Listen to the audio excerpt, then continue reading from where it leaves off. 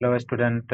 Let's crack UPSC CSC के Hindi platform पर मैं शंकर झा आप लोगों का स्वागत करता हूं। आप अनअकैडमी का सब्सक्रिप्शन कैसे लें और इस सब्सक्रिप्शन को लेकर आप क्या क्या बेनिफिट उठा सकते हैं, इससे पहले आप मेरे बारे में जान लें। मेरे पास 8 वर्षों के टीचिंग का एक्सपीरियंस है और मैंने दिल्ली और दिल्ली के बाहर देश के कई प्रतिष्ठित संस्थानों और शहरों में पढ़ाया है। मैं हिस्ट्री और ज्योग्राफी ऑप्शनल पेपर तथा सामान्य अध्ययन का सेक्शन पढ़ाता हूँ। मैंने यूपीएससी के 2 बार इंटरव्यू दिए हैं, बीपीएससी का मैंने 3 बार इंटरव्यू दिया है और आरपीएससी के मैंने 1 बार इंटरव्यू दिए हैं। ये मेरा अनअकैडमी का टेलीग्राम लिंक है, आप इसे ज्वाइन कर लें, सब्सक्राइब कर लें ताकि क्लास से संबंधित जो PDF, paper cutting, class time table होगा आप यहाँ से प्राप्त कर सकते हैं। आज मैंने इस टेलीग्राम लिंक पे इन्वायरमेंट और इकोलॉजी का पीडीएफ, सोशल इशू का पीडीएफ, वो आप पीडीएफ यहाँ से जाकर डाउनलोड कर सकते हैं। अब आप अनअकैडमी का सब्सक्रिप्शन लेना चाहते हैं तो इसके लिए सबसे पहले आपको अपने मोबाइल के प्ले स्टोर से जाके अनअकैडमी का एक लर्निंग ऐप डाउनलोड करना होगा, तब आप अनअकैडमी का सब्सक्रिप्शन और उसके प्रोग्राम का बेनिफिट उठा सकते हैं। जब आप अनअकैडमी का सब्सक्रिप्शन लेते हैं तो आपको क्या क्या बेनिफिट मिलता है। सबसे पहले इसमें आपको डेली लाइव क्लास मिलता है और इस लाइव क्लास में आप अपने एडुकेटर के साथ डिस्कशन करके, चैट करके, प्रश्न पूछ के क्लास संबंधित जो भी डाउट होता है आप उसको क्लियर कर लेते हैं। दूसरा, इसमें आपको लाइव टेस्ट और क्विज मिलता है और इस लाइव टेस्ट और क्विज में डेली बेस के आधार पर आपको अपने प्रिपरेशन को टेस्ट करने का अवसर मिलता है। तीसरा, आपको इसमें एक स्ट्रक्चर कोर्स की प्राप्ति होती है जिसमें आपको एक निर्धारित समय में यूपीएससी के पीटी का और मेंस का सिलेबस कवर करा दिया जाता है। और चौथा, आप अनलिमिटेड एक्सेस को प्राप्त करते हैं, अर्थात आप भीड़ का हिस्सा नहीं बनते, देश के सबसे लार्जेस्ट ऑनलाइन एजुकेशन प्लेटफॉर्म से जुड़ जाते हैं और देश के टॉप एडुकेटर से मार्गदर्शन लेने का अवसर प्राप्त करते हैं। और अनअकैडमी के द्वारा यूपीएससी के लिए चलाए गए मोर देन 15,000 से भी अधिक प्रकार के कोर्सेज जो यूपीएससी के पीटी एग्जाम से, मेंस से और फिर इंटरव्यू गाइडलाइन प्रोग्राम से संबंधित है, उसका बेनिफिट उठाते हैं। अर्थात अनअकैडमी के एक सब्सक्रिप्शन से आप मल्टी बेनिफिट को प्राप्त करते हैं। अनअकैडमी के द्वारा यूपीएससी में शामिल सभी जीएस की ऑप्शनल पेपर की भी शुरुआत की गई है, तो आप ऑप्शनल पेपर का भी सब्सक्रिप्शन ले सकते हैं। अब अनअकैडमी के जीएस का 2 प्रकार का सब्सक्रिप्शन है, एक प्लस कोर्स का सब्सक्रिप्शन है और दूसरा आइकॉनिक सब्सक्रिप्शन है। तो प्लस कोर्स के 12 मंथ का जो सब्सक्रिप्शन फीस है ये 49,500 रुपया है, लेकिन यदि आप मेरा रेफरल कोड शंकर वाईटी प्रयोग करेंगे तो आपको 10% का डिस्काउंट मिल जाएगा। तब 10% डिस्काउंट के बाद 12 मंथ का सब्सक्रिप्शन आपको 44,550 में प्राप्त हो जाएगा। इसी प्रकार आप 24 मंथ के प्लस कोर्स का सब्सक्रिप्शन लेंगे तो इसका 72,000 है फीस, लेकिन यदि आप मेरा रेफरल कोड शंकर वाईटी प्रयोग करेंगे तो यहाँ भी 10%, तब 24 मंथ का जो सब्सक्रिप्शन है आपको 64,800 में प्राप्त हो जाएगा। इसी प्रकार जीएस का दूसरा सब्सक्रिप्शन है जिसे हम लोग आइकॉनिक सब्सक्रिप्शन कहते हैं। तो आइकॉनिक सब्सक्रिप्शन के 12 मंथ का जो सब्सक्रिप्शन फीस है ये 69,500 रुपया है और मेरा रेफरल कोड शंकर वाईटी प्रयोग करेंगे तो आपको 10% डिस्काउंट मिल जाएगा।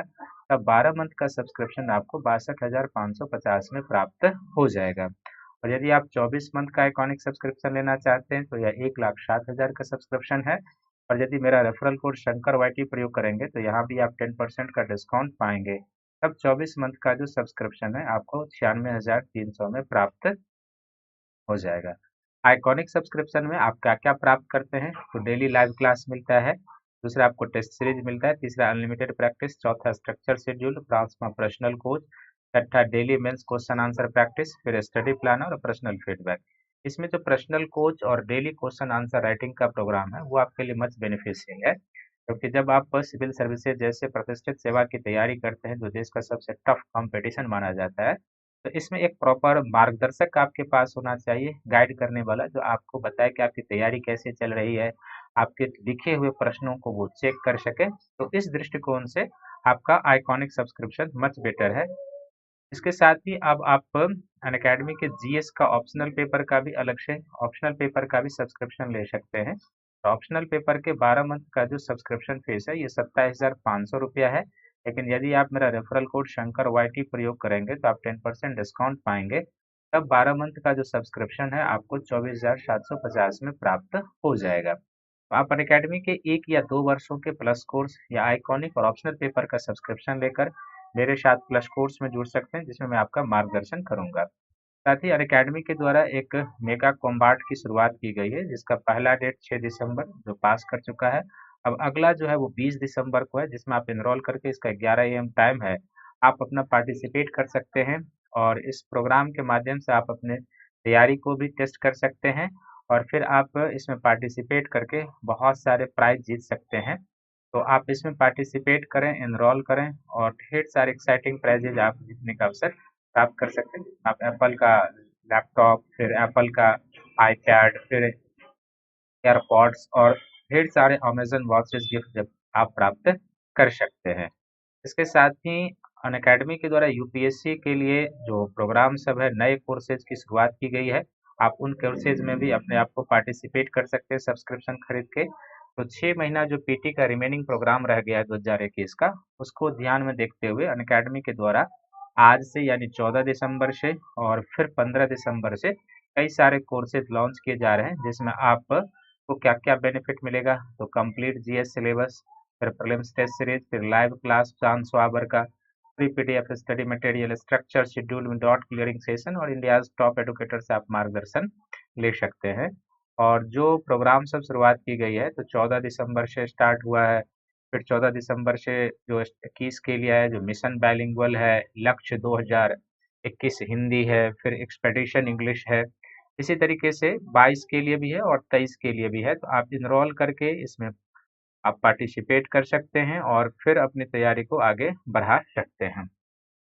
तो आइए, सभी का मध्यकालीन भारत के भाग 4 यानी कि लेक्चर संख्या 4 में सभी का स्वागत है। तो भाग 4 में जाने से पहले जो हम लोगों ने मध्यकालीन भारत में चर्चा किया है, तो भाग 1 और मध्यकालीन भारत का जो भाग 2 है, वो सीरीज किससे संबंधित है? बाबर से संबंधित है, जो आप कंप्लीट कर चुके हैं। और इसका जो भाग 3 अर्थात जो लेक्चर 3 है, वह हुमायूं पर आधारित था, आप वो भी कंप्लीट कर चुके हैं। अब जो भाग 4 है, इस भाग 4 में मध्यकालीन भारत के भाग 4 में अर्थात लेक्चर 4 में हम लोग शेरशाह और उनके साम्राज्य, शेरशाह सूरी और उसके साम्राज्य के बारे में पढ़ेंगे कि किस तरीके से शेरशाह का शासनकाल था, किस तरीके का साम्राज्य। तो एक कंप्लीट जो सेशन है शेरशाह सूरी और उसके द्वारा स्थापित साम्राज्य, उसके उत्तराधिकारियों के द्वारा शासित शासन व्यवस्था पर आधारित होगा। तो पिछले क्लास में आपने देखा है कि हुमायूं का क्या होता है कि 1540 ईस्वी में हुमायूं कन्नौज या बिलग्राम के युद्ध में पराजित होता है। और कन्नौज या बिलग्राम के युद्ध में पराजित होने के बाद क्या होता है कि दिल्ली के तख्त पर शेरशाह विराजमान होता है। और दिल्ली के तख्त पर शेरशाह के विराजमान होने से एक नए वंश की स्थापना होती है, जिसको हम लोग सूरवंश के नाम से जानते हैं। इसको क्या कहते हैं? सूरवंश। और सूरवंश का जो शासन काल है, एक माइलस्टोन के रूप में शेरशाह का शासन काल उभर कर आता है। इसका जो शासन काल है वो 1540 से लेके 1555 तक का शासन काल है। लगभग 15 वर्ष का जो ये शासन काल है, सूरवर्ष का शासन काल है। और अपने अल्प शासन काल में जो तूफानी शासन किया था शेरशाह ने, इसमें कई सारे सुधार किए, कई सारे नवीन प्रथाओं का सृजन किया। तो एक तरीके से कई मामलों में शेरशाह को अकबर का पूर्वगामी भी माना जाता है और सल्तनत और मुगल प्रशासन के बीच की कड़ी भी माना जाता था। शेरशाह से ऑप्शनल पेपर में और जीएस मेंस आधारित तो कुछ खास प्रश्न नहीं बनता है, लेकिन ऑप्शनल पेपर आधारित कई सारे प्रश्न बनते हैं। पीटी में यहाँ से प्रश्न पूछते हैं। तो हम लोग शेरशाह और उनके उत्तराधिकारियों के बारे में हर एक सेक्शन पर चर्चा करते जाएंगे। तो इस शेरशाह में हम लोग क्या क्या एक हम फॉर्मेटिंग, आदर्श फॉर्मेटिंग कर लेते हैं कि खासकर शेरशाह के बारे में हमें क्या क्या चीजें जाननी है और किस तरीके से चीजें आगे बढ़ेगी।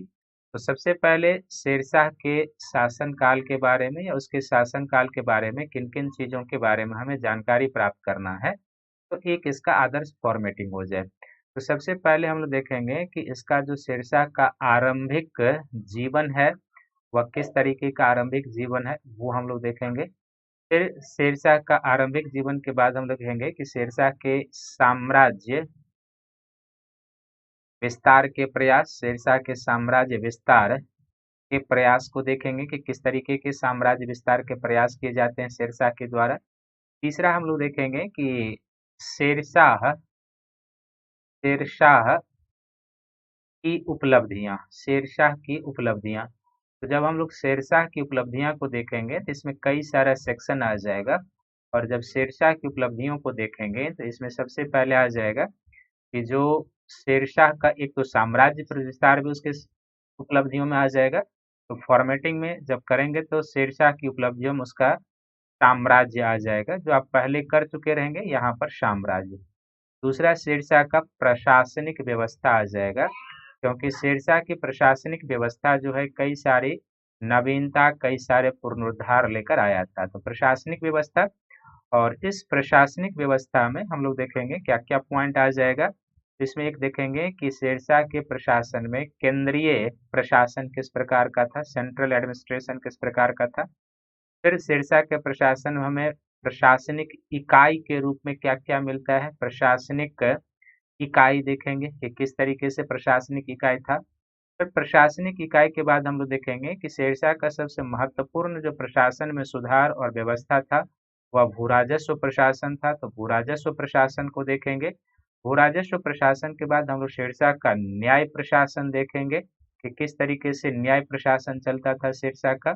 और फिर शेरशाह के हम लोग सैन्य प्रशासन को देखेंगे, सैन्य प्रशासन। ये हो जाएगा शेरशाह का प्रशासनिक व्यवस्था।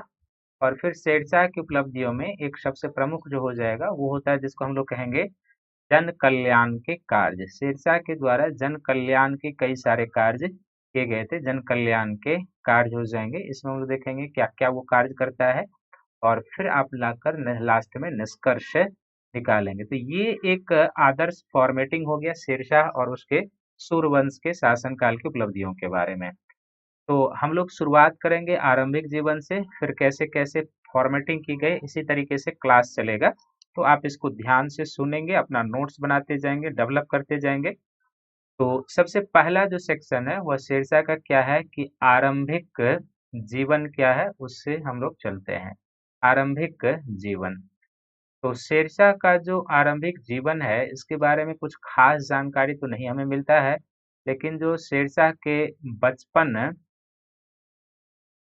बचपन का जो शेरशाह का नाम है, बचपन का नाम जो था वो इसका नाम फरीद खां है, या फरीद के नाम से जाना जाता था। बचपन में ये फरीद खां या फरीद के नाम से जाना जाता था।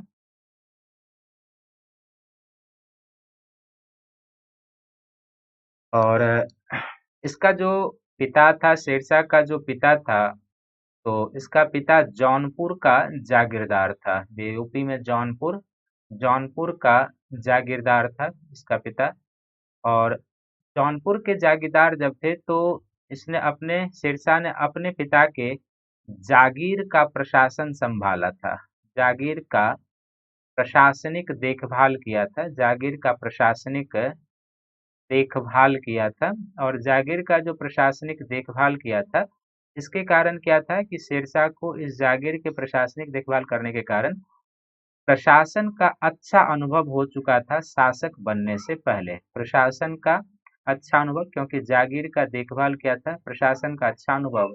और न केवल प्रशासन का अच्छा अनुभव हो चुका था, बल्कि भूराजस्व प्रशासन में जो शेरशाह ने महत्वपूर्ण सुधार लाए भूराजस्व प्रशासन में, उसकी जानकारी उसको यहीं से प्राप्त हो गई थी। उसका मानना है कि यदि किसान दुखी होगा तो साम्राज्य दुखी होगा, और किसान समृद्ध होगा तो साम्राज्य समृद्ध होगा। इसी कॉन्सेप्ट पर आधारित था शेरशाह का आगे चलकर प्रशासन में भूराजस्व प्रशासन। तो उसकी समझ शेरशाह को यहीं पर प्राप्त हो चुकी थी कि जब वो अपने पिता के जागीरदार के प्रशासनिक व्यवस्था का देखभाल कर रहा था जागीर का, उसी समय उसको किसान की क्या समस्या है, किस तरीके से किसान को खुशहाल किया जा सकता है, और किस तरीके से किसान खुशहाल होगा तो राज्य समृद्ध होगा, उसको जानकारी मिल चुकी थी। और यही रीजन है कि जब वो शासक बनता है तो फिर वो यहाँ पर काफी महत्वपूर्ण काम करता है। फिर शेरशाह जो है उस दिन जो है बिहार के जो नुहानी अफगान थे, बुहानी अफगान, नुहानी अफगान का नाम था बुहार खां या बहार खां लोधी, बहार खां लोधी। तो बहार खां लोधी के यहाँ भी ये कुछ दिन काम किया था। और बहार खां लोधी का ये संरक्षक के रूप में कार्य करता था जब बड़ा हो गया था। और इसी बहार खां लोधी ने फरीद को शेर खां की उपाधि दी थी। इसी बहार खां ने फरीद को शेर खां की उपाधि दी थी क्योंकि इसने एक ही तलवार में अपने संरक्षक को उसके शेर के वार से बचा लिया था। इसलिए गुहार खां लोहानी ने ही इसको शेर खां की उपाधि दी थी। ये याद रखेंगे। फिर आगे चलकर जो है सो शेरशाह का जो होता है कि धीरे धीरे, चूंकि उस समय क्या था कि बिहार और पूर्वी यूपी में कई सारे अफगान कबीले थे जिसका कोई एक कुशल नेता नहीं था। वैसे ही परिस्थिति में शेरशाह का क्या होता है कि धीरे धीरे उत्थान होना शुरू होता है और जो बिहार, बंगाल और यूपी में बिखरी हुई अफगान शक्तियां थी, उस बिखरी हुई अफगान शक्तियों को नेतृत्व प्रदान किया और एक सशक्त साम्राज्य स्थापित करने का प्रयास किया। तो कुछ इस तरीके से इसका बचपन का जो है सो टर्म है और इस तरीके से इसको ध्यान में रखने की जरूरत है।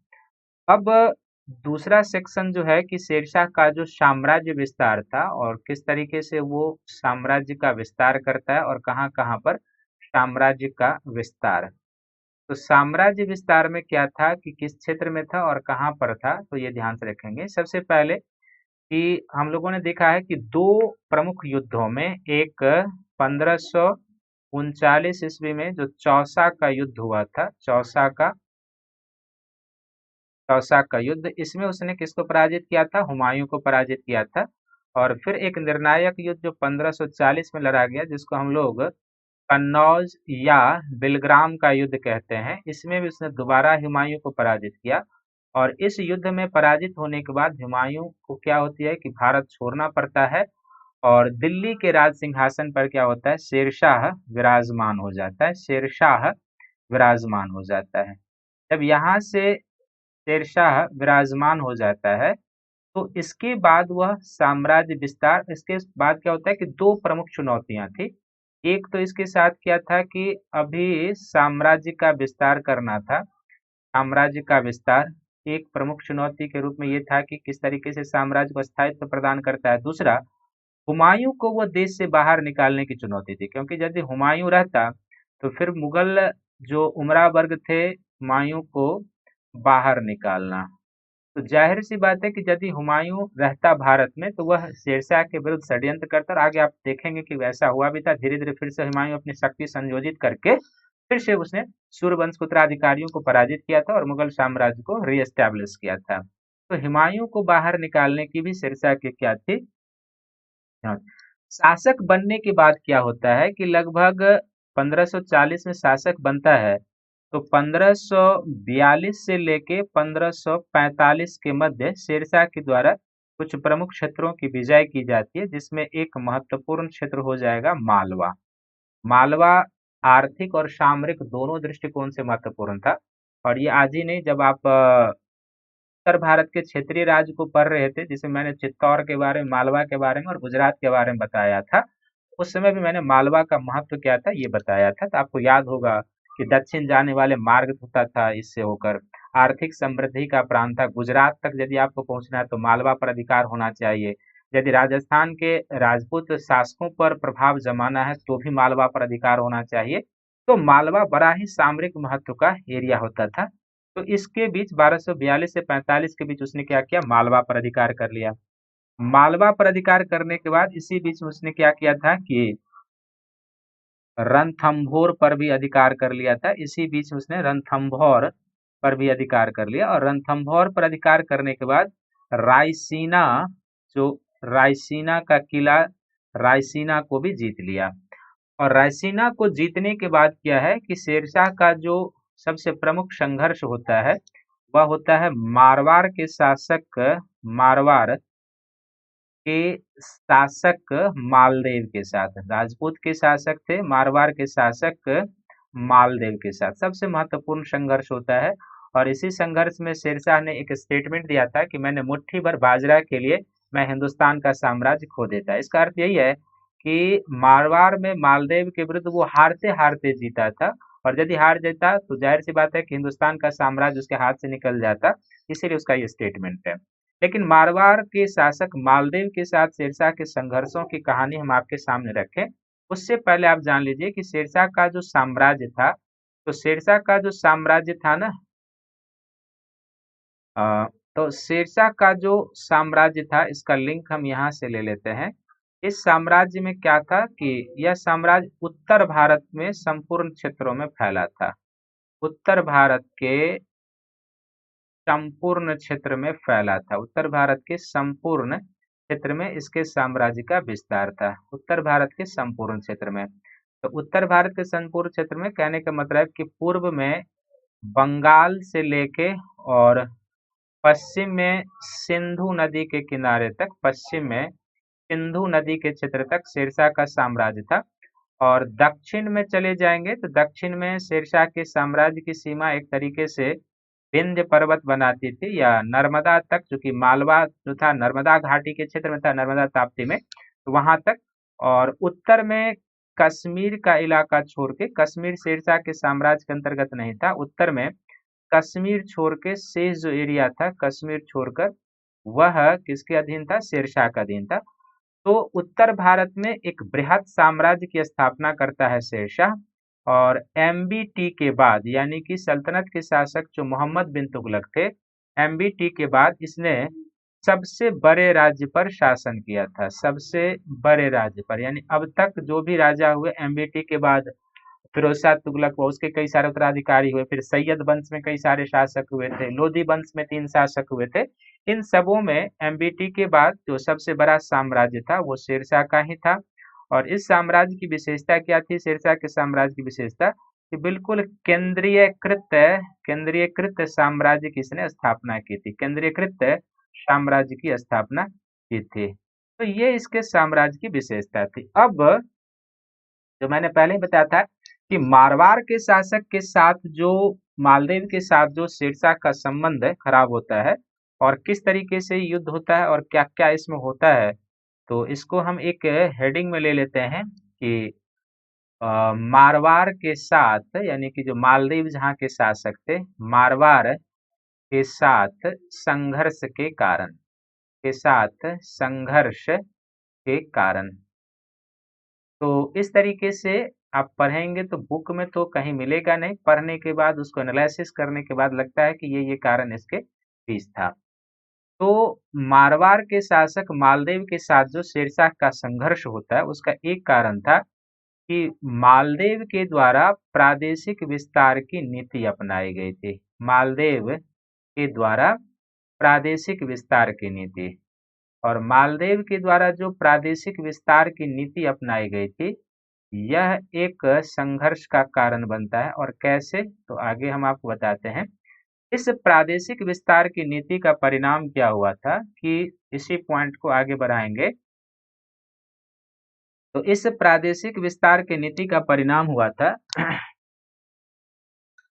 कि मालदेव ने क्या किया था कि जैसलमेर, जो राजस्थान में अभी भी जिला हो जाएगा, जैसलमेर के भाटी की सहायता से, जैसलमेर के भाटी की सहायता से, जैसलमेर के भाटी की सहायता से इसने कहां पर अधिकार कर लिया था? तो अजमेर पर अधिकार कर लिया था। मालदेव ने अजमेर पर अधिकार कर लिया। जैसलमेर के भाटी की सहायता से अजमेर पर अधिकार कर लिया था। दूसरा, इस प्रादेशिक विस्तार के नीति के कारण क्या हुआ था कि जो राजस्थान के शासक थे वो आपस में संघर्षरत होने लगे। राजस्थान के शासक, राजस्थान के शासक में आपसी संघर्ष बढ़ना शुरू हो गया।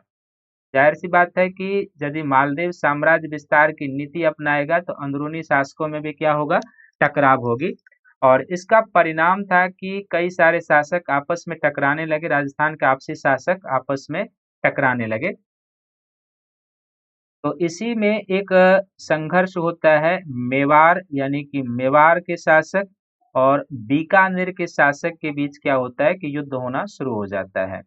और मेवाड़ और बीकानेर के शासक के बीच जो युद्ध होता है, तो मेवाड़ के शासक से बीकानेर का शासक पराजित होता है, और बीकानेर के शासक जो पराजित होते हैं उसके बेटे का नाम है कल्याण दास। उसके बेटे का नाम है, बीकानेर के शासक के बेटे का नाम है कल्याण दास।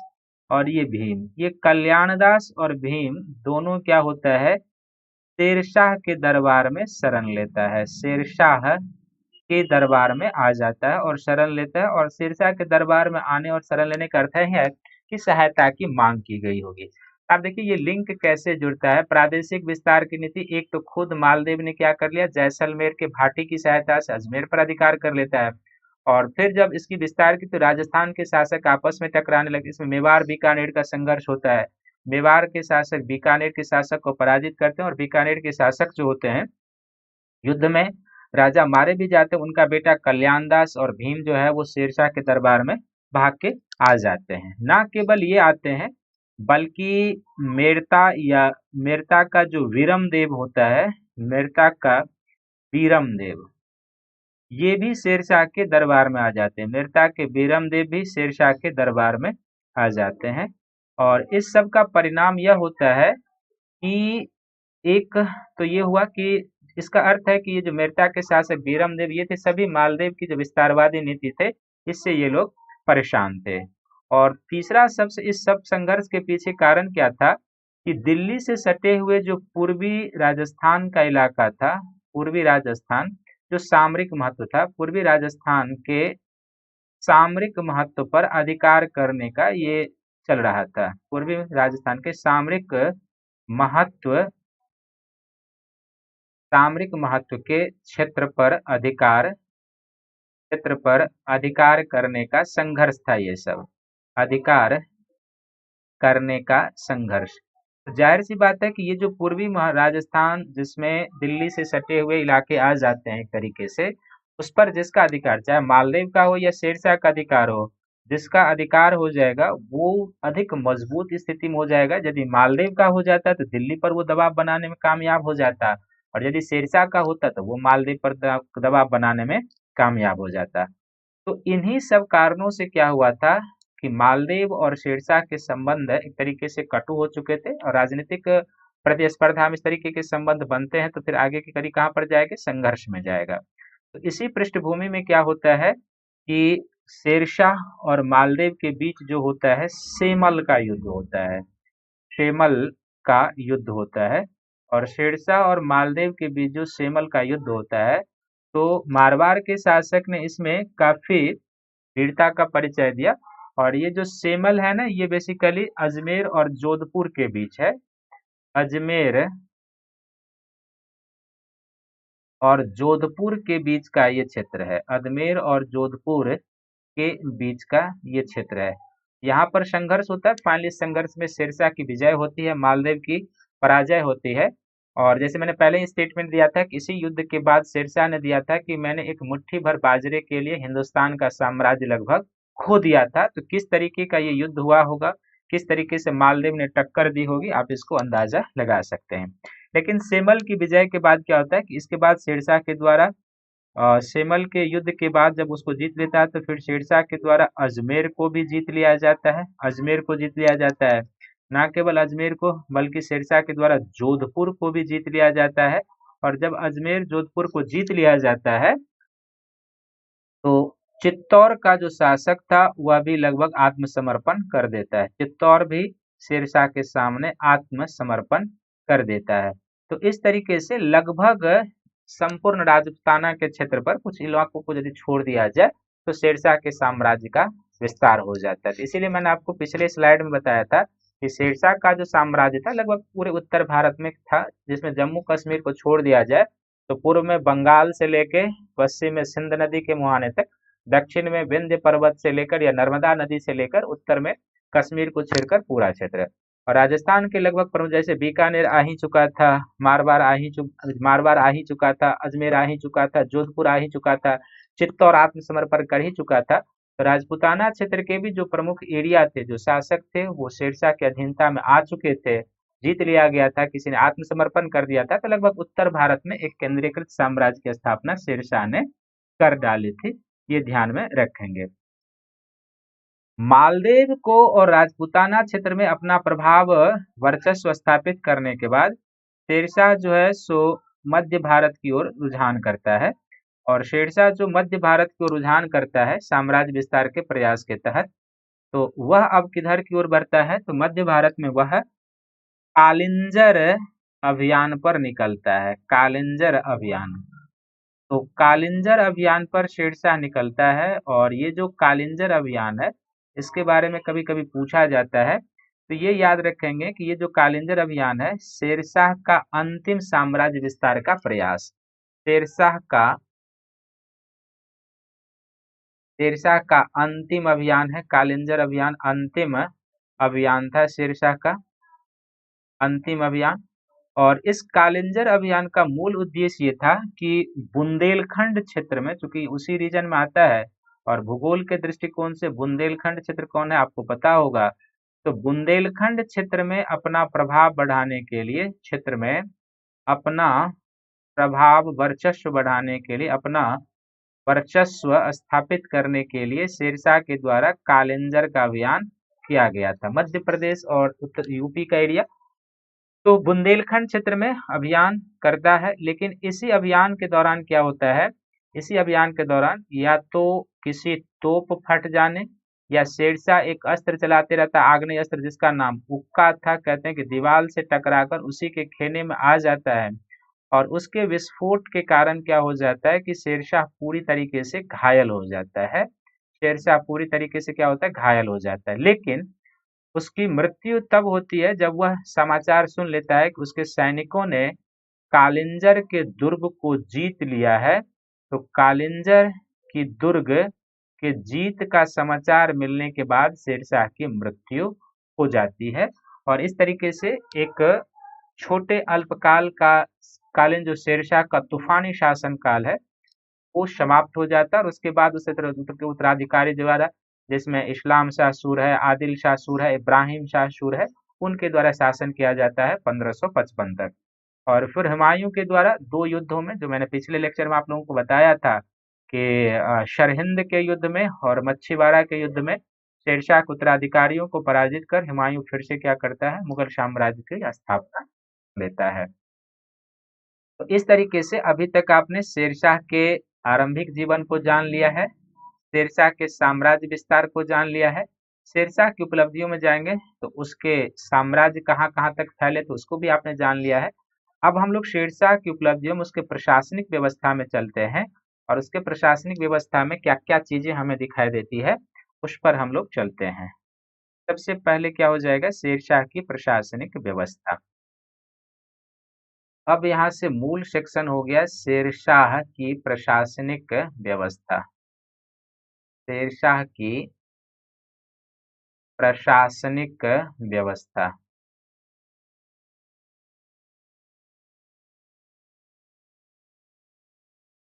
तो शेरशाह की जो प्रशासनिक व्यवस्था थी, तो इसमें सबसे पहला क्या हो जाएगा, एक हो जाएगा केंद्रीय प्रशासन।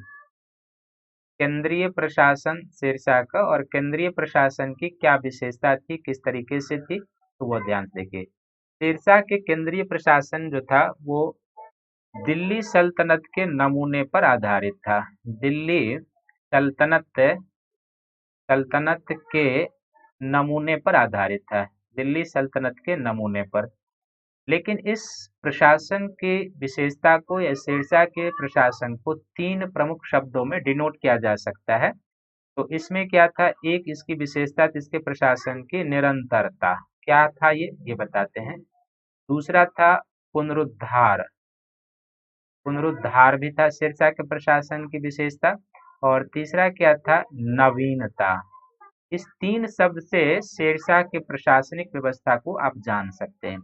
निरंतरता का अर्थ है कि शेरशाह ने अपने केंद्रीय प्रशासन में सल्तनत काल से चली आ रही कुछ संस्थाओं को ज्यों का त्यों बने रहने दिया। खासकर केंद्रीय प्रशासन में देखेंगे कि जो सल्तनत काल के कुछ डिपार्टमेंट थे वो हमें शेरशाह के शासन काल में भी दिखाई देता है। तो उसके केंद्रीय प्रशासन में और अन्य प्रशासन में भी हम देखेंगे कि सल्तनत काल में जो कुछ पद थे, जो कुछ अधिकारी थे, जो सुल्तान को उसके कार्यों में सहायता करते थे, तो शेरशाह ने भी सुल्तान की टाइटल धारण की थी और उसमें उसका बना रहा। इसलिए कहते हैं कि शेरशाह के प्रशासन में निरंतरता।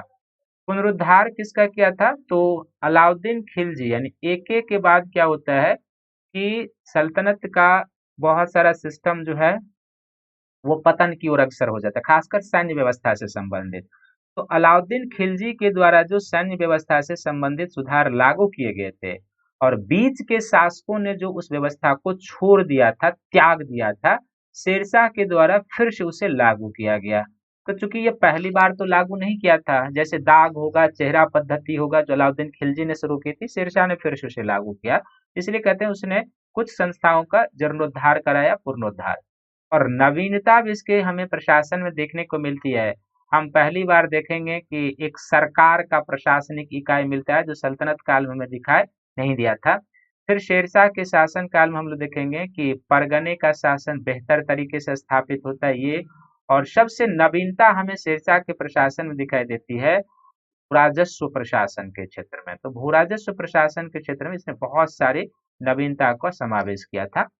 तो शेरशाह के केंद्रीय प्रशासन को इसी 3 शब्द से इसके प्रशासनिक व्यवस्था को डिनोट करते हैं: निरंतरता के तत्व, पुनरुद्धार के तत्व और नवीनता के तत्व। दूसरा पॉइंट। तीसरा जो केंद्रीय प्रशासन की विशेषता थी, तो जिस तरीके से दिल्ली सल्तनत के सुल्तान की स्थिति थी, ठीक उसी तरीके से शेरशाह सूरी की व्यवस्था स्थिति थी। यानी कि केंद्रीय प्रशासन के जो 3 प्रमुख अंग होते हैं, जिसमें एक होता है कार्यपालिका, दूसरा होता है व्यवस्थापिका, और तीसरा होता है न्यायपालिका। तो इन तीनों ही प्रशासन का जो था शेरशाह प्रधान होता था। यानी कि सभी मामलों में सुल्तान शेरशाह का निर्णय अंतिम होता था। लेकिन शेरशाह को उनके प्रशासनिक कार्यों में सहयोग देने के लिए कुछ प्रमुख विभाग होते थे। मंत्री परिषद जैसे सल्तनत काल में था, उसी तरीके से तो जो 4 प्रमुख विभाग थे सल्तनत काल में, वो शेरशाह के समय में भी चलता रहा। जो 4 प्रमुख विभाग था केंद्रीय प्रशासन में, वो शेरशाह के समय में भी, इसलिए मैंने कहा निरंतरता केंद्रीय प्रशासन में बना रहा। तो शेरशाह के समय में भी हमें एक दीवान ए वजारत का पद दिखाई देता है। और दीवान ए वजारत जो वजीर का पद होता था, आप जानते हैं सल्तनत काल में डिटेल से बताया है, इसको इन्होंने बरकरार रखा। दूसरा, शेरशाह के भी प्रशासन में दीवान ए इंसा का पद जो है वर्तमान रहा। तो इसके बारे में भी आप जानते हैं कि दीवान ए इंसा क्या होता था। तीसरा, शेरशाह के प्रशासन में दीवान ए फरीद का पद कायम रहा, तो ये भी आप जानते हैं क्या होता था। और चौथा, शेरशाह के प्रशासन में दीवान ए रिसालत का पद भी वर्तमान रहा। तो ये चारों पद सल्तनत काल में भी थे, जिसको केंद्रीय प्रशासन में शेरशाह ने स्थान दिए रखा था। ये निरंतरता का तत्व है। और ये जो प्रमुख विभागाध्यक्ष होते थे, ये सुल्तान को उनके प्रशासनिक कार्यों में सहयोग करने के लिए होते थे। अंतिम निर्णय लेना जो होता था वो शेरशाह का ही काम होता था। ये ध्यान में रखने की जरूरत है।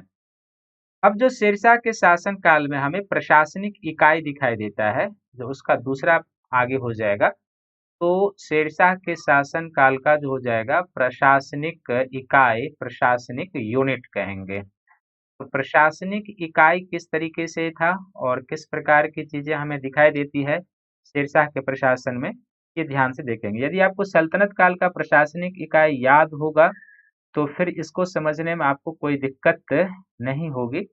और शेरशाह के शासन काल का जो प्रशासनिक इकाई था वो किस तरीके से था, वो आपको ध्यान से यहाँ पर देखने की जरूरत है। तो सबसे पहले क्या हो जाएगा कि सबसे शेरशाह, पहले इसको समझने के लिए शेरशाह का साम्राज्य। तो शेरशाह का जो साम्राज्य था, एक तरीके से इसके सबसे क्या था कि इसके नीचे साम्राज्य जो था कई प्रांतों में विभाजित था। और प्रांत को शेरशाह के समय में सूबा कहा जाता था। प्रांत को शेरशाह के समय में क्या कहते थे? सूबा कहते थे।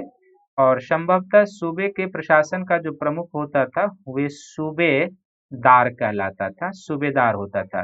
लेकिन सूबा के प्रशासन के बारे में हमें कोई खास जानकारी नहीं मिलता है, कोई खास जानकारी नहीं मिलता है कि किस तरीके से प्रशासन चलता था, क्या अधिकार क्या।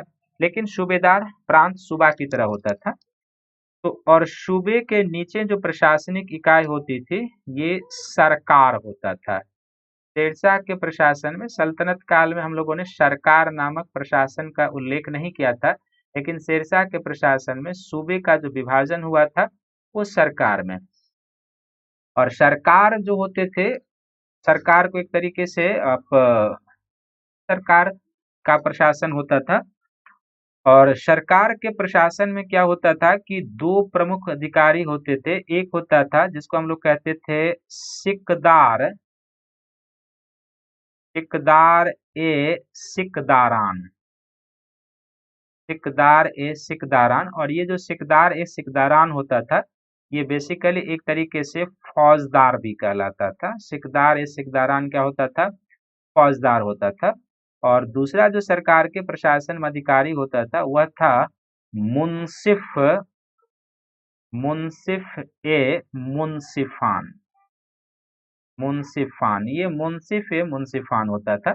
नाम से स्पष्ट है कि संभव है कि ये जो सरकार में मुंसिफ ए मुंसिफान होता था, ये लगान और भूराजस्व से संबंधित होता था। लगान और भूराजस्व या आर्थिक मामलों से होता होगा। और फौजदार का काम होता था सरकार में कानून व्यवस्था और शांति की बहाली करना, इसका काम होता था। ये ध्यान में रखेंगे। तो इस तरीके से सरकार होता था। सरकार के नीचे की जो प्रशासनिक इकाई होती थी, तो सरकार के नीचे की प्रशासनिक इकाई जो शेरशाह के शासन काल में होता था, उसको हम लोग कहते हैं परगना। तो सरकार का विभाजन था परगने में, और परगने में भी दो अधिकारी होते थे। यहाँ पर भी एक सिकदार होता था, सिकदार। और परगने का जो सिकदार होता था, ये कानून व्यवस्था की देखरेख करने वाला होता था। कानून व्यवस्था, शांति व्यवस्था, सब कुछ। और दूसरा जो यहाँ पर होता था वो आमिल होता था, आमिल होता था परगने में। और परगने में जो आमिल होता था, ये ठीक उसी प्रकार से भूराजस्व से संबंधित होता था। और आमिल का काम होता था कि ये समस्त भूमि का रिकॉर्ड जो होता था, तो स्थानीय भाषाओं में रिकॉर्ड जो होता था ये हिंदवी में रखता था, यानी स्थानीय भाषा में, और प्लस फारसी भाषा में रखता था। तो ये होता था। और कई सारे जो परगने होते थे, तो परगने का विभाजन तो था वो किसमें किया गया था? गांव में था। और गांव का प्रशासन जो चलता था वो स्थानीय उत्तरदायित्व के सिद्धांत पर चलता था। मुखिया, चौकीदार सबके द्वारा, जमींदार के द्वारा चलता था। तो इस तरीके से शेरशाह का जो प्रशासनिक इकाई था, साम्राज्य, प्रांत या सूबों में विभाजित। सूबे के प्रधान को सूबेदार, लेकिन कुछ खास जानकारी नहीं। सूबा का विभाजन सरकार में हुआ था, और सरकार को सिक भी कहा जाता था। इसके दो अधिकारी होते थे, सिकदार सिकदारान, जिसको फौजदार भी कहा जाता था, जो कानून और शांति व्यवस्था बनाए रखने से संबंधित था। दूसरा मुंसिफ ए मुंसिफान, जो लगान और भूराजस्व से संबंधित था। सरकार का विभाजन परगने में हुआ था। परगने में दो अधिकारी, सिकदार और आमिल। सिकदार कानून व्यवस्था से संबंधित और आमिल भूराजस्व प्रशासन से संबंधित। यह रिकॉर्ड दो भाषाओं में, हिंदवी अर्थात स्थानीय भाषा और फारसी भाषा में। और तीसरा, सबसे प्रशासन के नीचे की इकाई गांव थी, जहां पर स्थानीय उत्तरदायित्व के सिद्धांत लागू थी। स्थानीय उत्तरदायित्व का सिद्धांत क्या होता है, ये हम आगे आपको बताएंगे। नेक्स्ट जो शेरशाह का प्रशासन हो जाएगा, वह क्या हो जाएगा? तो इसमें अब आप देख लीजिए कि शेरशाह के प्रशासन में अन्य जो हो जाएगा वह क्या था? एक न्याय प्रशासन, न्याय प्रशासन। तो शेरशाह का जो न्याय प्रशासन था, यह किस तरीके से चलता था और किस प्रकार से? तो सबसे पहले देख लीजिए, न्याय प्रशासन में जो सुल्तान था, यानी शेरशाह जो होता था, सुल्तान सर्वश्रेष्ठ था, सर्वोच्च अधिकारी। न्याय के मामले में सर्वोच्च अधिकारी होता था सुल्तान, सर्वोच्च अधिकारी। सभी मामलों में, चाहे वो दीवानी मामला हो या फौजदारी मामला हो, किसी भी प्रकार का मामला हो, तो न्याय प्रशासन में क्या था कि शेरशाह जो था, सुल्तान सर्वोच्च अधिकारी होता था। सुल्तान के नीचे जो प्रशासनिक अधिकारी होते थे वो काजी कहलाते थे, जो सल्तनत काल में भी होता था, काजी होते थे। तो ये सुल्तान के बाद, अर्थात शेरशाह के बाद, सुल्तान के बाद न्याय के अधिकारी, सुल्तान के बाद न्याय के। और ये जो होते थे बेसिकली परिवार से संबंधित मुकदमे, जो फौजदारी मुकदमे होते थे, उस मुकदमों को देखता था। और फिर तीसरा जो अन्य हमें दिखाई देता है गांव के स्तर पर, तो गांव के स्तर पर जो न्याय होता था, यहाँ पर जैसे मैंने पहले ही कहा कि यहाँ पर जो पंचायत होते थे और जो जमींदार होते थे, तो पंचायत और जमींदार जो होते थे वो गांव में न्याय व्यवस्था की देखभाल करते थे। और ये दोनों ही मिलकर, यहाँ के पंचायत और जमींदार गांव के दीवानी और प्लस फौजदारी व्यवस्था को सुनते थे, दीवानी और फौजदारी व्यवस्था को सुनते थे। न्याय प्रशासन के क्षेत्र में शेरशाह के पुत्र इस्लाम शाह के द्वारा कुछ सुधार किए गए थे। इस्लाम शाह के द्वारा सुधार किए गए थे। तो न्याय प्रशासन के क्षेत्र में शेरशाह के पुत्र इस्लाम शाह के द्वारा क्या सुधार किए गए थे? तो सबसे पहले क्या गया था कि इस्लाम शाह के द्वारा कानून की एक संहिता तैयार करवाई गई थी। कानून की संहिता यानी कि एक तरीके से कानून की पुस्तिका कहेंगे, कानून की संहिता तैयार करवाई गई थी। और जाहिर सी बात है कि जब इसने कानून की संहिता तैयार करवाई होगी तो कानून की व्याख्या के लिए अमीर उलेमाओं पर से सुल्तान की निर्भरता क्या हुई होगी? कम हुई होगी। ये ध्यान में रखने की जरूरत है।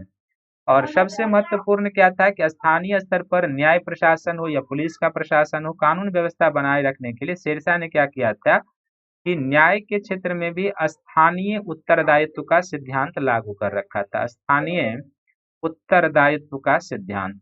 तो ये स्थानीय उत्तरदायित्व का क्या सिद्धांत था कि यदि किसी के क्षेत्र में चोरी हो, डकैती हो, तो उस क्षेत्र के जो प्रशासक होते थे, इसकी जिम्मेदारी होती थी कि वो चोरी और डकैती के माल का सामान जहां से भी हो ऊपर करे, वरना उसको वो क्षतिपूर्ति करनी होती थी। इसीलिए शेरशाह के शासनकाल का एक इतिहासकार है अब्बास खां सरवानी। अब्बास खां सरवानी कहता है कि एक बूढ़ी औरत भी अपने सर पर स्वर्ण की टोकरी लेकर बंगाल से सिंध तक पैदल यात्रा कर सकती थी और किसी की हिम्मत नहीं होती थी कि उसके साथ किसी भी प्रकार का कोई अभद्र व्यवहार करे या चोरी डकैती का प्रयास करे। क्योंकि जब स्थानीय उत्तरदायित्व का सिद्धांत लागू कर दिया जाए, यदि अभी के समय में यह सिद्धांत लागू कर दिया जाए कि यदि पंचायत में कोई चोरी होती है, कोई डकैती होती है, तो उस चोरी और डकैती के माल को उपलब्ध कराना किसका काम होगा? पंचायत का काम होगा, मुखिया का काम होगा। तो फिर एक भी चोरी डकैती नहीं होगी, क्योंकि मुखिया को यदि वो मिलेगा नहीं तो मुखिया को अपने घर से देना होगा। इस तरीके का शेरशाह ने लागू कर रखा था। इसलिए कानून व्यवस्था के क्षेत्र में, अपराध के क्षेत्र में शेरशाह ने ये सिद्धांत लागू कर रखा था। जो पुलिस प्रशासन होता है उसमें भी और न्याय प्रशासन के क्षेत्र में भी, ये दोनों जगह पर शेरशाह ने स्थानीय उत्तरदायित्व का सिद्धांत लागू कर रखा था। आज के समय में इसकी उपयोगिता को देखें तो बड़े है, लेकिन चूंकि उस समय छोटा राज्य था, बड़ी जनसंख्या नहीं थी, लेकिन अपराध तो उस समय भी होते थे। केवल इच्छा शक्ति होनी चाहिए सरकार के पास व्यवस्थाओं को लागू करने का। और आज के दौर में यदि ये व्यवस्थाएं लागू कर दी जाए तो आप समझ सकते हैं कि मुखिया और अन्य जिस प्रशासनिक संस्थाओं में इतनी भ्रष्टाचार है, सभी प्रशासनिक संस्थाओं में सुधार होने शुरू हो जाएंगे। तो ये शेरशाह का न्याय प्रशासन था, इसको ध्यान में रखने की जरूरत है। नेक्स्ट हो जाएगा जो शेरशाह का सैन्य प्रशासन था। तो शेरशाह का जो सैन्य प्रशासन था वो किस प्रकार का प्रशासन है? शेरशाह का सैन्य प्रशासन। तो सैन्य प्रशासन में हम लोग देखते हैं कि शेरशाह ने, जैसे मैंने पहले ही बताया था, इसमें इसने कुछ सुधार भी किए थे। तो सबसे पहले सैन्य प्रशासन में क्या है कि सेना का अंग, शेरशाह के सैन्य प्रशासन में सेना का अंग।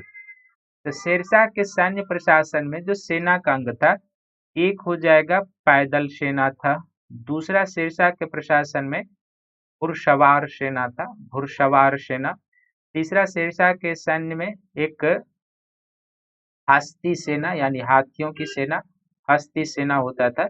फिर शेरशाह के सैन्य में धनुर्धरों की भी संख्या होती थी, जो धनुर्धर होते थे वो भी। ये शेरशाह के सैन्य प्रशासन का अंग था। और इसके साथ ही सेना में जब बाबर आया था तो तोपखाने का प्रयोग होना शुरू हो चुका था, तो तोपखाना का भी प्रयोग होता था। और इस तरीके से हमें कुछ बंदूक जैसे हथियार का भी वर्णन मिलता है कि शेरशाह के प्रशासन में होता था। तो सेना का ये अंग था और सेना का प्रधान भी सुल्तान होता था। हालांकि मैंने आपको बताया है कि यहाँ पर इस तरीके से चीजें हुआ करती थी, जो आपने सल्तनत काल के कुछ संस्थाओं को कंटिन्यू देखा है। अब शेरशाह के द्वारा इस सैन्य प्रशासन में क्या होता है कि कुछ जीर्णोद्धार या सुधार के कार्य किए जाते हैं। जीर्णोद्धार, जो पुनरुद्धार कहेंगे वो। तो अलाउद्दीन खिलजी के द्वारा जो दो प्रथाएं शुरू की गई थी, तो शेरशाह ने भी फिर से क्या किया, दाग और चेहरा प्रणाली को लागू किया। शेरशाह के द्वारा भी ये दाग और चेहरा, दाग के तहत क्या होता था कि जो घुड़सवार सैनिक होते थे, उस घुड़सवार सैनिक के घोड़े पर राजकीय चिन्ह अंकित कर दिए जाते थे, घोड़े पर राजकीय चिन्ह अंकित कर दिए जाते थे। और इसका मूल मकसद यही होता था कि चूंकि सरकार जो होता है वो सेना को उच्च कोटि का घोड़ा उपलब्ध कराएगा, तो कहीं सैनिक के द्वारा उच्च कोटि के घोड़े को बेच न दिया जाए और टट्टू और निम्न नस्ल के घोड़े सेना में शामिल न कर दिए। यदि ऐसा होता है तो सैन्य व्यवस्था कमजोर हो जाएगी। इसलिए दाग की पद्धति और चेहरा को एक तरीके से रजिस्टर कहा जाएगा, जिसके माध्यम से जो जो रंगरूट यानी जिस सैनिकों की भर्ती हुई है वही सैनिक है या नहीं कोई अन्य है, तो समय समय पर उसकी जांच होती थी। जैसे आज के समय पैरेड होता था ना, उसी की तरह से आप कह सकते हैं कि रंगरूट की जांच होती थी कि जिसके द्वारा जिसकी भर्ती की गई वही है या कोई वंशानुगत अपने वो सैनिक व्यवस्था में बनाए हुए। तो ये दो व्यवस्था शेरशाह ने लागू किया। फिर इस्लाम शाह सूर के द्वारा क्या है कि एक नवीन और शुरुआत की गई, शुरुआत नहीं कहेंगे उसी को, कि इस्लाम शाह सूर ने सैनिकों को नकद वेतन देने का प्रयास किया। इसने सैनिकों को क्या किया, नकद वेतन। जैसे अलाउद्दीन खिलजी के समय में सैनिकों को नकद वेतन दिया जाता था, एक एक अस्पा दो अस्पा प्रणाली थी अलाउद्दीन के काल में। इस्लाम शाह के समय में सैनिकों को नगद वेतन, शेरशाह के समय में जागीर के रूप में भी और नगद वेतन भी, लेकिन इस्लाम शाह ने पूरी तरीके से नगद वेतन देने का प्रयास किया था। तो इस पद्धति पर शेरशाह का सैन्य प्रशासन चलता था, ये ध्यान में रखेंगे। सैन्य प्रशासन के बाद जो शेरशाह ने प्रशासन के क्षेत्र में नवीन क्षेत्र पर काम किया था, वो सबसे मूल क्षेत्र कहा था कि शेरशाह का भू राजस्व प्रशासन। यहाँ पर शेरशाह ने बहुत महत्वपूर्ण कार्य किए थे। शेरशाह का भू राजस्व प्रशासन, तो शेरशाह का जो भू राजस्व प्रशासन था उसमें शेरशाह ने क्या क्या किया था और किन किन चीजों पर ध्यान दिया था, तो वो आपको ध्यान से समझने की जरूरत है। और शेरशाह का जो भू राजस्व प्रशासन है जिसमें शेरशाह ने शुरुआत की थी, तो सबसे पहले आप इसमें पहला पॉइंट तो यही कि पिता का, जब वो जौनपुर का जागीरदार था उसका पिता, तो पिता के जागीर में उसे प्रशासनिक अनुभव प्राप्त था। पिता के जागीर की देखरेख किया था, जैसे आपने पहले ही देखा है। तो देखरेख से प्रशासनिक अनुभव इसको प्राप्त हो चुका था। प्रशासनिक अनुभव, एक तो पहला पॉइंट यही आपके ध्यान में रहना चाहिए, प्रशासनिक अनुभव। और न केवल प्रशासनिक अनुभव बल्कि इस जागीर की देखरेख से शेरशाह को कृषक की कठिनाइयों का भी पता चल चुका था। कृषक की कठिनाई क्या है इसका भी इसको पता चल चुका था। तो कृषक की कठिनाई का पता, और जैसे मैंने पहले ही बताया कि शेरशाह का कहना था कि यदि कृषक समृद्ध होगा तो साम्राज्य समृद्ध होगा और कृषक कमजोर होगा तो साम्राज्य भी कमजोर होगा। तो ये जो शेरशाह का सोच था किसानों के प्रति और कृषि के प्रति, ये शेरशाह के भूराजस्व सुधार का मूल प्रेरणा बन जाता है। शेरशाह के भूराजस्व सुधार का मूल प्रेरणा, और इस मूल प्रेरणा के तहत शेरशाह ने भूराजस्व प्रशासन के क्षेत्र में क्या क्या काम करता है, तो आप ध्यान से देखिए। सबसे पहले वो क्या करता है कि भूमि की माप के आधार पर लगान का निर्धारण, भूमि की माप के आधार पर लगान का निर्धारण, आधार पर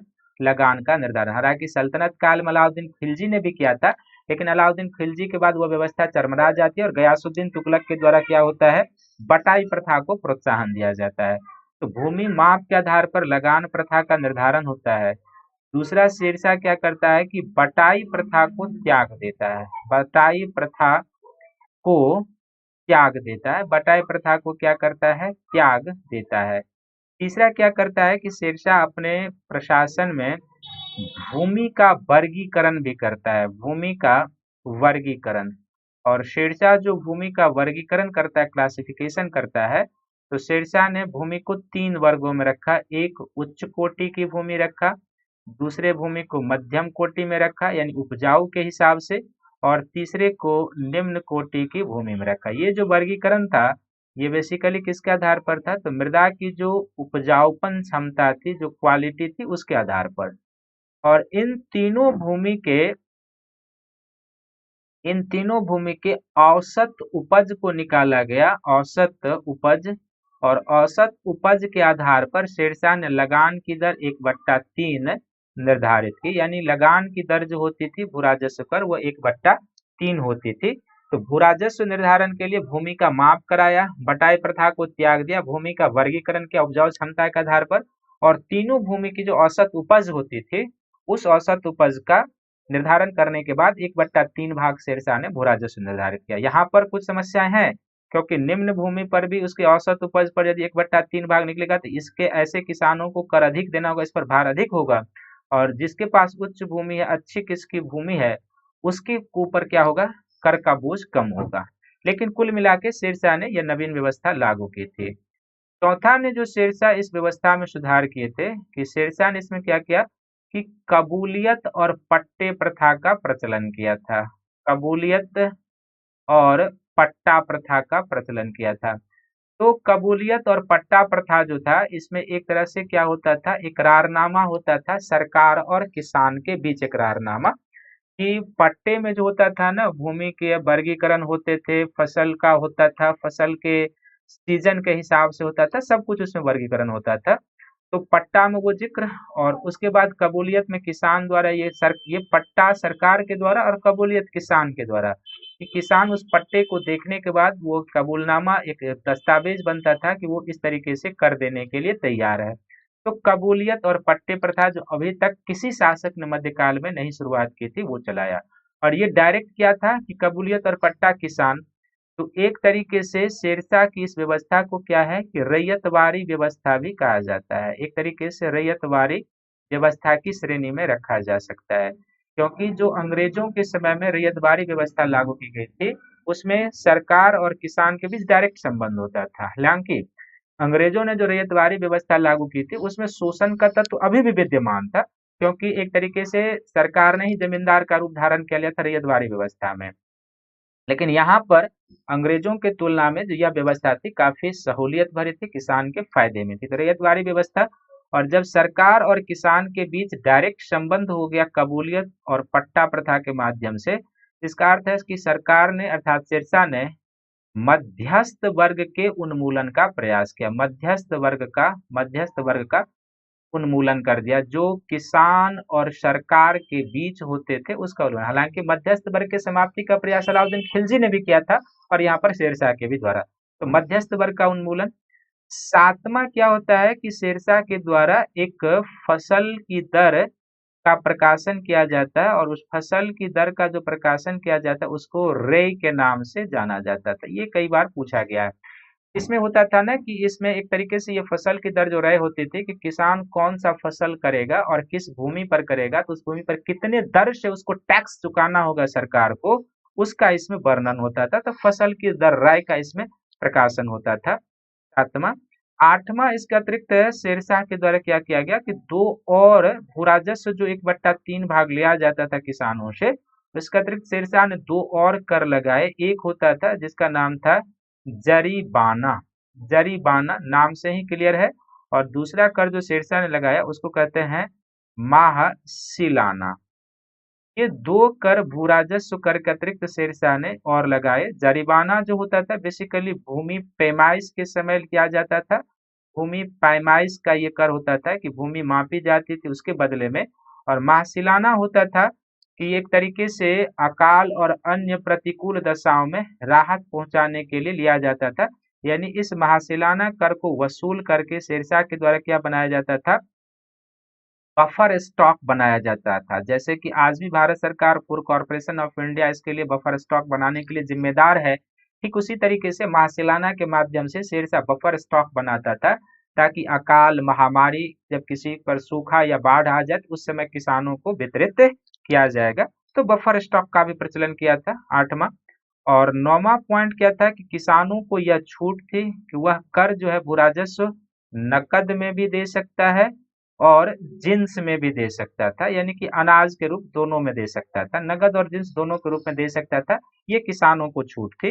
लेकिन 10वां पॉइंट आप ये याद रखेंगे कि सरकार जनरली नगद लेने में रुचि रखती थी। सरकार नकद लेने में रुचि रखती थी, नगद लेने में।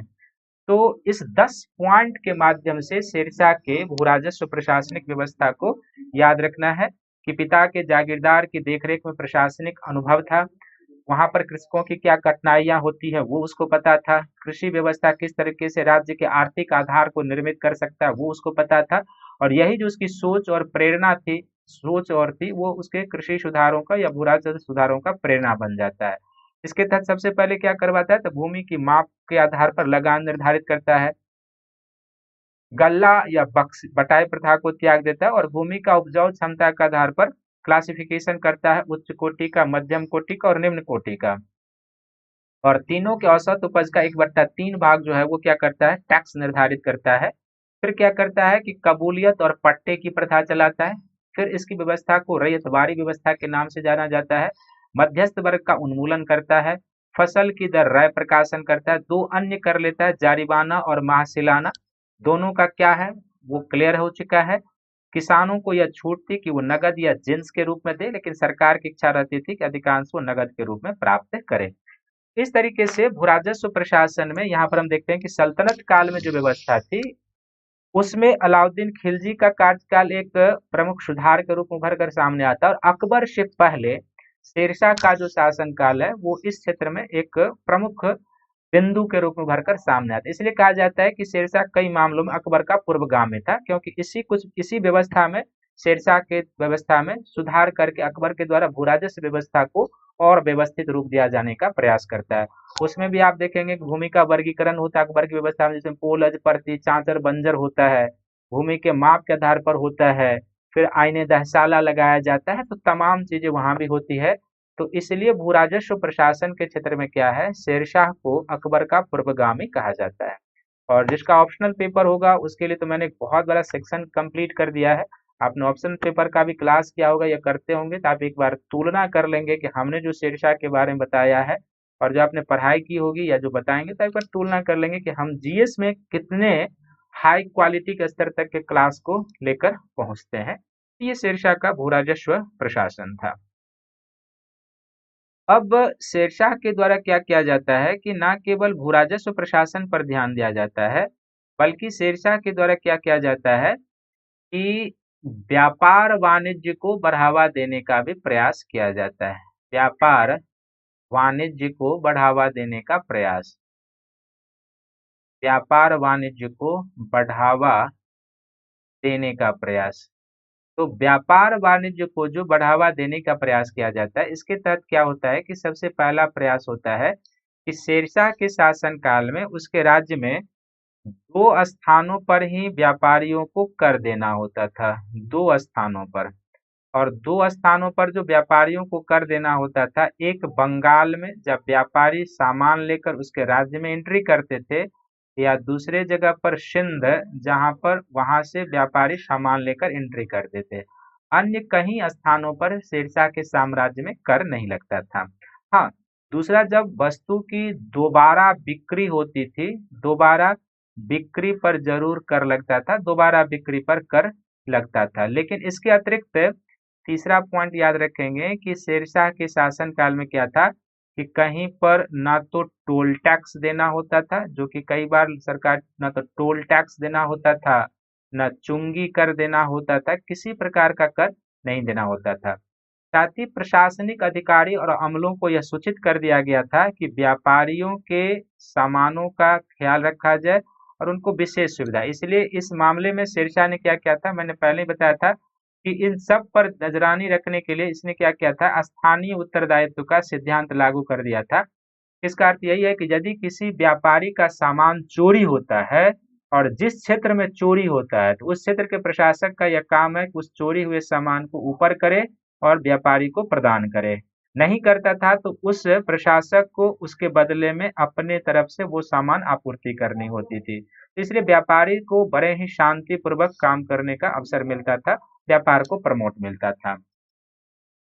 और इसके अतिरिक्त यदि कोई व्यापारी की किसी व्यापारी की मृत्यु हो जाती थी, तो व्यापारी की मृत्यु होने के बाद भी उसके सामान को लावारिस सामान समझकर किसी को उठाने की अनुमति नहीं थी। ये भी एक नियम शेरशाह ने बना रखा था कि यदि किसी व्यापारी की मृत्यु हो जाती है तो उसके सामान को लावारिस सामान समझकर उठाने की किसी को कोई हिम्मत नहीं होती थी। ये इसके साथ ही शेरशाह ने क्या किया था, व्यापार वाणिज्य को बढ़ावा देने के लिए शेरशाह के शासन काल में कई सारे सराय का निर्माण कराया गया था। और ये जो सराय होते थे, व्यापारियों राहगीरों के लिए आश्रय स्थल होते थे एक तरीके से, यहाँ पर उनके रात्रि ठहरने का हर एक प्रकार का बंदोबस्त होता था। तो सराय का निर्माण, और सभी को पता होगा कि शेरशाह ने कई सड़कों का निर्माण कराया था, जिसमें आज का GT road, grand trunk road है।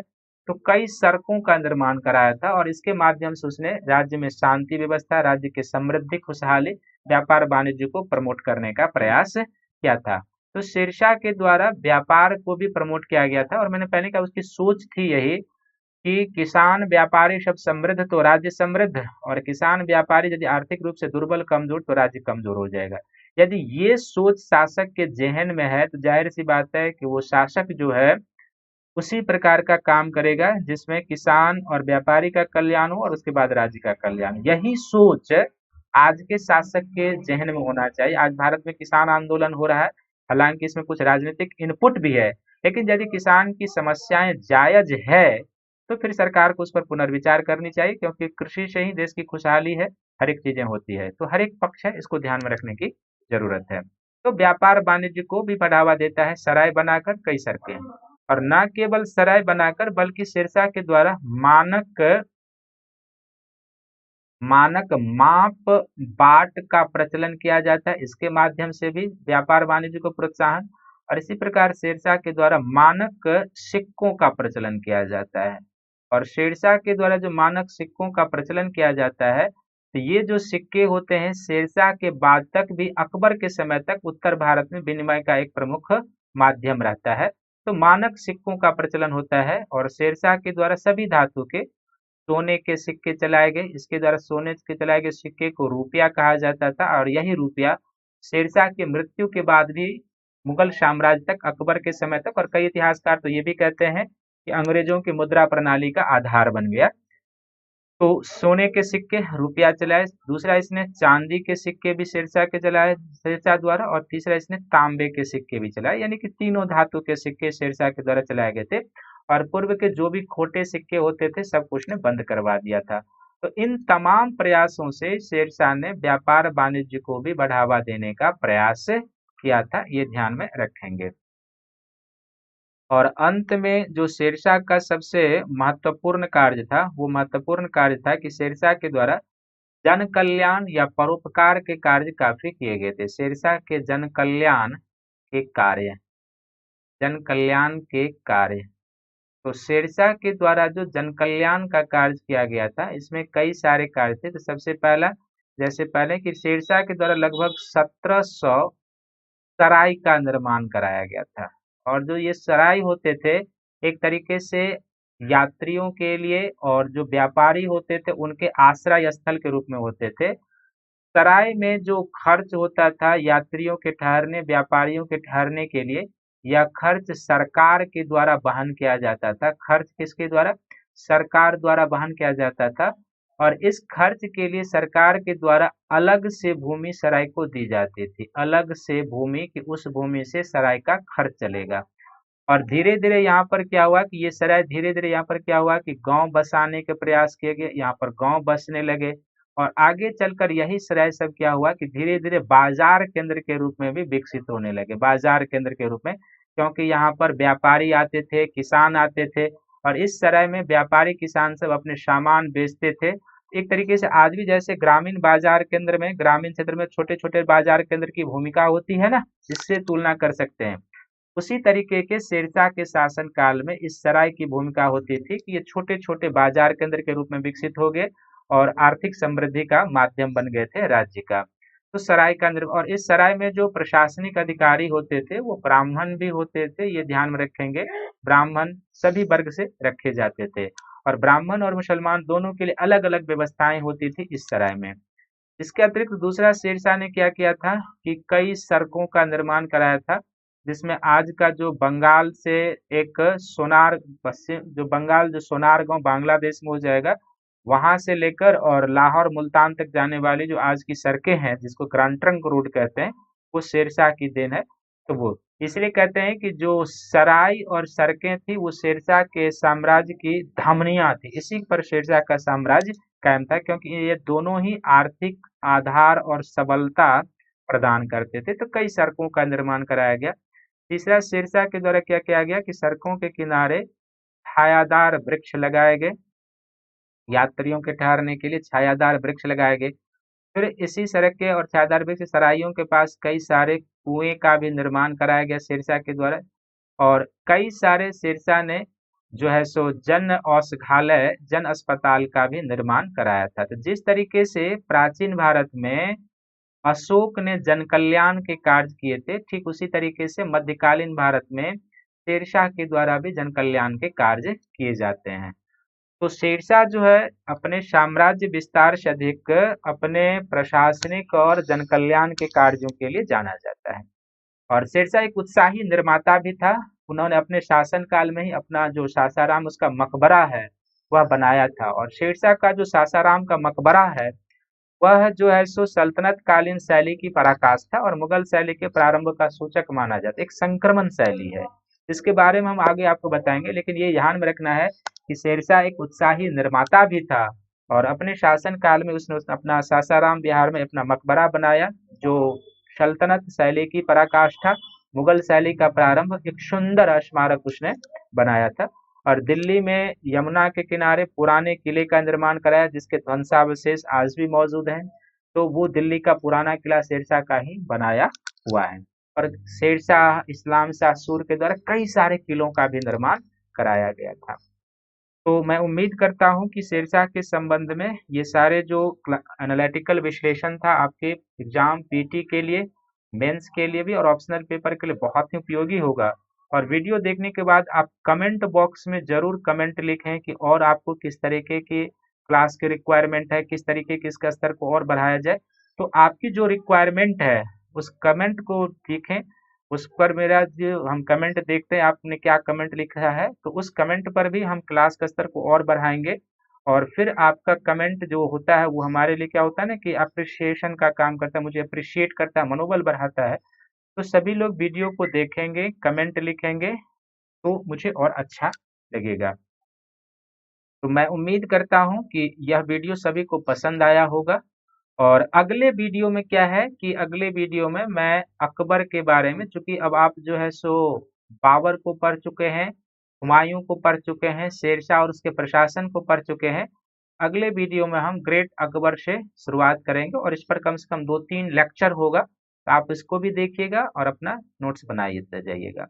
और आप ही आपके मित्रों में से यदि अनअकैडमी के जीएस का सब्सक्रिप्शन प्लस कोर्स का भी आइकॉनिक लेते हैं तो आप मेरा रेफरल कोड शंकर वाईटी प्रयोग करेंगे तो आपको 10% का क्या होगा डिस्काउंट मिल जाएगा।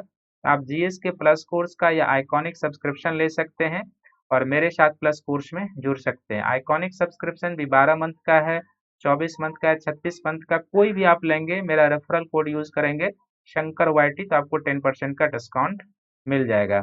इसी तरीके से आप ऑप्शनल पेपर का भी अलग से सब्सक्रिप्शन ले सकते हैं और ऑप्शनल पेपर का सब्सक्रिप्शन लेंगे तो ये भी आप 12 मंथ का सब्सक्रिप्शन लेंगे तो इसका 27,500 फीस है। लेकिन यदि आप मेरा रेफरल कोड शंकर वाईटी प्रयोग करेंगे तो यहाँ पर फिर आपको 10% डिस्काउंट मिलेगा और तब आप 24,750 में इसको प्राप्त कर सकते हैं। और तब आप हिस्ट्री में और ज्योग्राफी के ऑप्शनल पेपर में आप हमसे मार्गदर्शन प्राप्त कर सकते हैं। और इस वीडियो को सभी लोग देखें, वॉच करें, लाइक करें, शेयर करें। और साथ ही साथ क्या है कि आप सभी लोग इसको देखें, लाइक करें, शेयर करें, अपना नोट्स प्रिपेयर करते जाएं, जैसे आप बनाते हैं प्रिपेयर करते जाएं।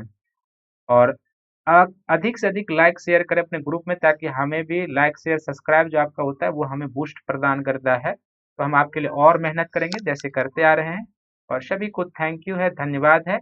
आप इंतजार रहें, अगले वीडियो में पहला लेक्चर अकबर पर आएगा, वो आप देखेंगे अकबर पर फर्स्ट लेक्चर इसके बाद। तो सभी को थैंक यू है, धन्यवाद है।